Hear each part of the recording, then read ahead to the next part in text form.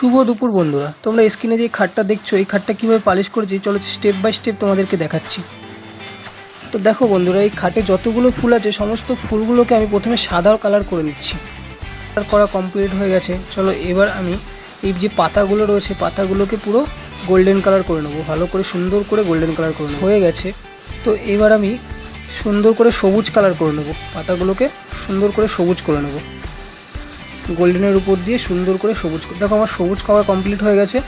এবার আমরা এই যে ফুলগুলো সাদা করেছিলাম এই ফুলগুলোকে সুন্দর করে গোলাপি কালার করে নেব। দেখো সুন্দর করে ফুলগুলোকে গোলাপি কালার করে নিচ্ছি। তো বন্ধুরা, ফুলগুলো কালার হয়ে গেছে। এবার আমি ওয়ালনাট কালার দিয়ে সমস্ত খাটটিকে ভালোভাবে শেড দিয়ে নেব। বন্ধুরা, এই শেড দিলে কিন্তু খাটটা অনেকটা ইউনিক লাগে। চলো আমি সম্পূর্ণ খাটটিকে ভালো করে শেড দিয়ে নিচ্ছি। তো বন্ধুরা, আমার কিন্তু শেডের কাজ কমপ্লিট হয়ে যাওয়ার পরে আমি কিন্তু সুন্দর করে খাটটিকে পিউ স্প্রে করে নিচ্ছি। দেখো সুন্দর করে পিউ দিয়ে স্প্রে করে নিচ্ছি। এইগুলো হচ্ছে খাটের সাইডের অংশ, এইগুলোকেও সুন্দর করে আমি পিউ মেরে নিচ্ছি।